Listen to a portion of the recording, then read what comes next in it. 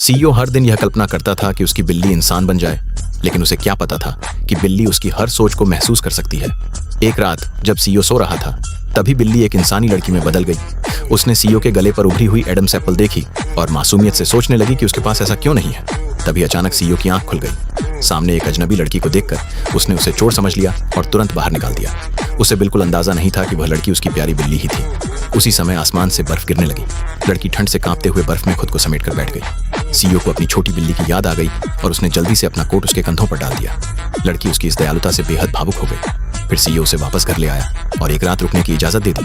लड़की को ठंड से कांपता देखकर उसने उसे पहले गर्म पानी से नहाने के लिए कहा, लेकिन लड़की तो अभी भी दिल से बिल्ली ही थी, इसलिए हर चीज को लेकर बेहद जिज्ञासु थी। उसने सीईओ की नकल करते हुए नल घुमा दिया, मगर गर्म पानी से डरकर चीख पड़ी और सीधे आदमी की बाहों में कूद गई। इसी दौरान उसका तौलिया नीचे गिर गया। सीईओ घबराकर तुरंत उसे छोड़ देता है, लेकिन लड़की लगातार उसके करीब आने लगती है। वह शर्म से पीछे हटता जाता है। आखिर अपनी आखिरी बची हुई समझदारी को संभालते हुए वह लड़की को बाथरूम से बाहर भेज देता है, मगर उसे एहसास नहीं था कि वह पहले ही उससे प्यार करने लगा है। अगले दिन सीईओ को लड़की को घर पर अकेला छोड़ने का भरोसा नहीं हुआ, इसलिए वह उसे अपने ऑफिस ले गया और हर समय अपने पास रखा।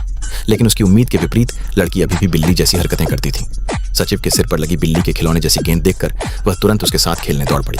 सीईओ बस मुस्कुराकर उसे देखता रहा, क्योंकि वह कब का उस पर दिल हार चुका था। अगले ही पल वह लड़की के पास गया और उसे शादी का प्रस्ताव रख दिया। लड़की यह सुनकर वहीं जम गई। असल में सीईओ के माता पिता उस पर शादी के लिए दबाव डाल रहे थे। उसे तुरंत एक कॉन्ट्रैक्ट गर्लफ्रेंड की जरूरत थी।